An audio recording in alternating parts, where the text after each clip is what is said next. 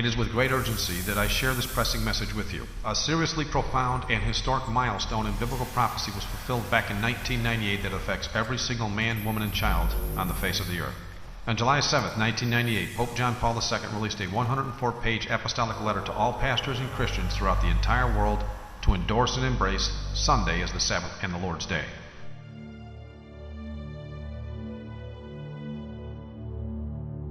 In the book of Esther, chapter 3, Satan used government authority to try and force God's people to break God's law.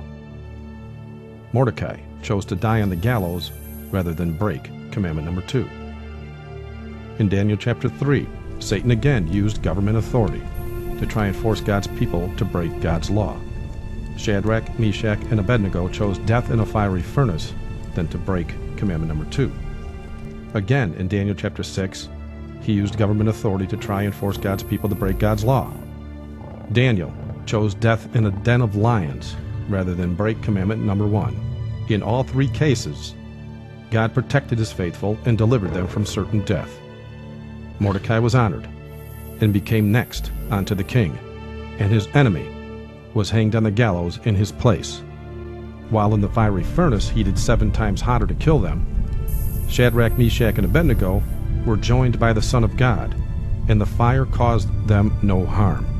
However, the men that threw them into the fire were killed by the flames. The hungry lions in the den were prevented from harming Daniel as well. On the other hand, the men that tried to force Daniel to sin were thrown into the den with their families to be consumed by the lions. In New Testament times, Roman law demanded worship of Roman rulers. Acts chapter 12, verses 21 to 22 says, "And upon a set day, Herod, arrayed in royal apparel, sat upon his throne, and made an oration unto them. And the people gave a shout, saying, It is the voice of a God, and not of a man." History records countless scores of Christians died in the Colosseums, refusing to break commandment number 1. Then later, pagan Rome became papal Rome. It has been recorded by history that superior papal authority and dominion is derived from the law of the Caesars. Vatican law demanded the worship of the popes as well as the Eucharist. To believe that our Lord God the Pope has not the power to decree as he has decreed is to be deemed heretical. If anyone says that in the holy sacrament of the Eucharist, Christ, the only begotten Son of God, is not to be adored with the worship of latria, also outwardly manifested, and is consequently neither to be venerated with custom of the Holy Church, or is not to be set publicly before the people to be adored, and the adorers thereof are idolaters, let him be anathema. For refusing to break commandment number 1, history records over 500 million Christians were killed by the Vatican between the years 538 AD to 1798 AD. It has been recorded that the Church of Rome has shed more innocent blood than any other institution that has ever existed among mankind will be questioned by no Protestant who has a competent knowledge of history. It is impossible to form a complete conception of the multitude of her victims, and it is quite certain that no powers of imagination can adequately realize their sufferings. Out of inherited fear of the bloody past, most denominations today teach the law is no longer needed. Why does the devil persist in trying to get people to break God's law? It's because he knows Christians that keep the law will not receive the mark of the beast. In Revelation 14, starting at verse 9, it speaks of people that do get the mark. It says, "And the third angel followed them, saying with a loud voice, If any man worship the beast and his image, and receive his mark in his forehead or in his hand, the same shall drink of the wine of the wrath of God, which is poured out without mixture into the cup of his indignation. And he shall be tormented with fire and brimstone in the presence of the holy angels, and in the presence of the Lamb.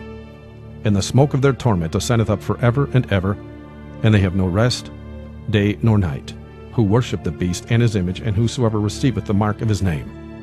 Who are they that don't receive the mark? The very next verse says, "Here is the patience of the saints. Here are they that keep the commandments of God and the faith of Jesus." Ecclesiastes 12:13 confirms when it says, "Let us hear the conclusion of the whole matter. Fear God and keep his commandments, for this is the whole duty of man."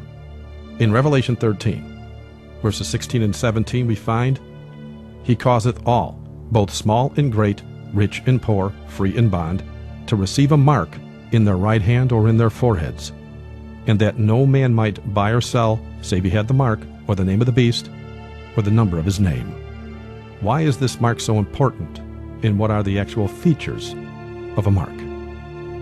Government declarations must always bear a mark, or an official seal of approval on it for validity. But what are the actual features of an official mark, or an official seal made by governing bodies?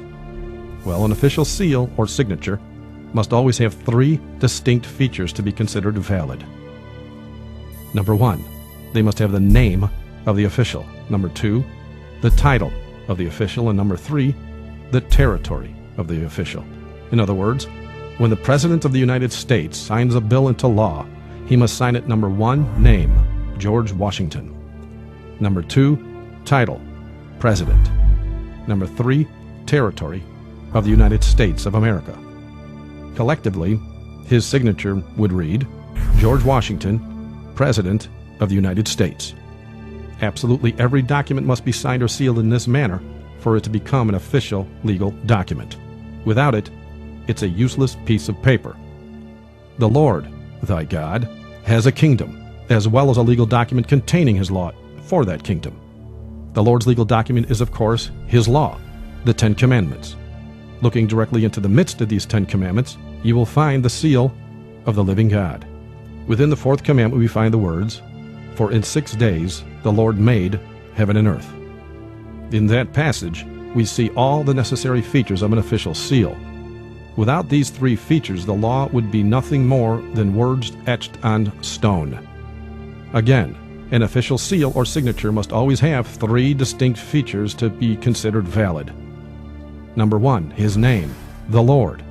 For it says in Isaiah 42 verse 8, I am the Lord, that is my name. His title, Creator, because it said in that verse, the Lord made heaven and earth. And number 3, his territory, heaven and earth, because that is what he made.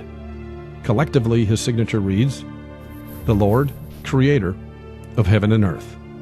The seal of the Creator God is found in the Sabbath commandment of that same Creator God.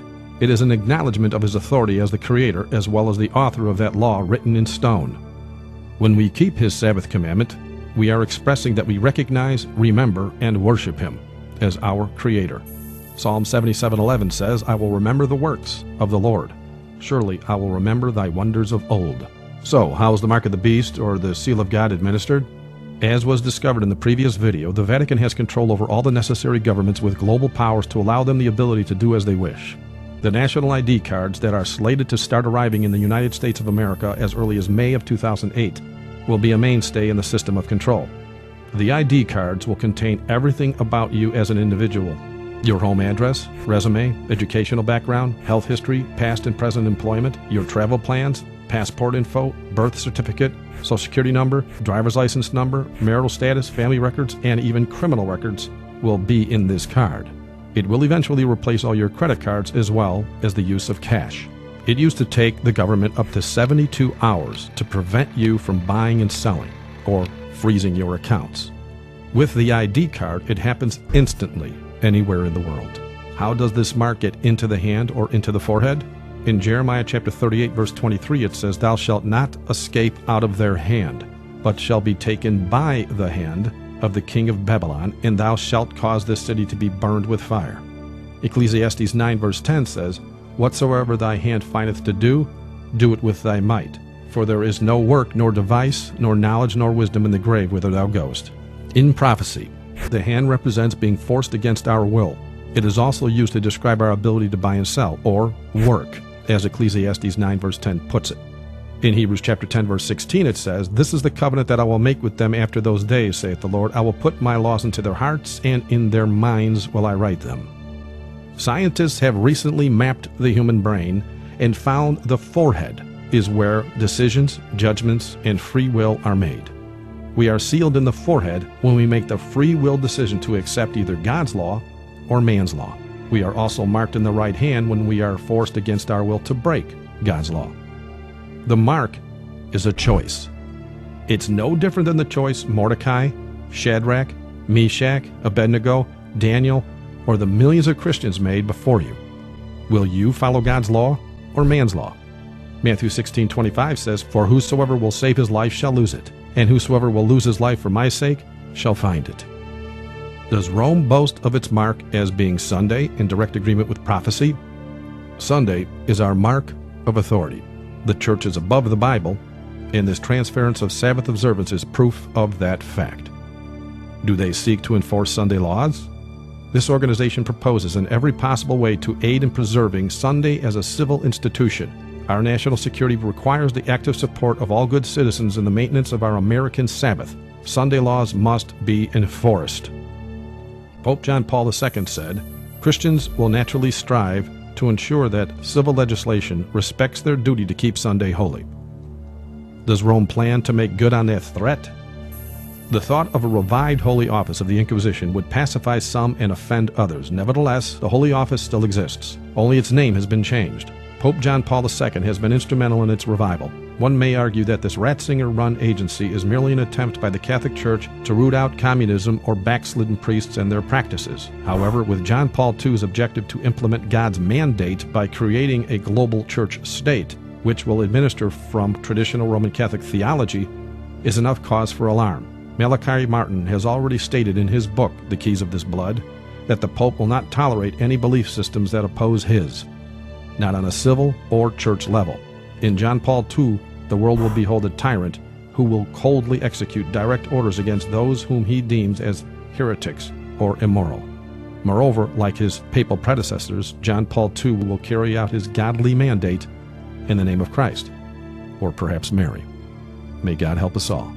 Is the media bowing to Rome's plans for Sunday laws?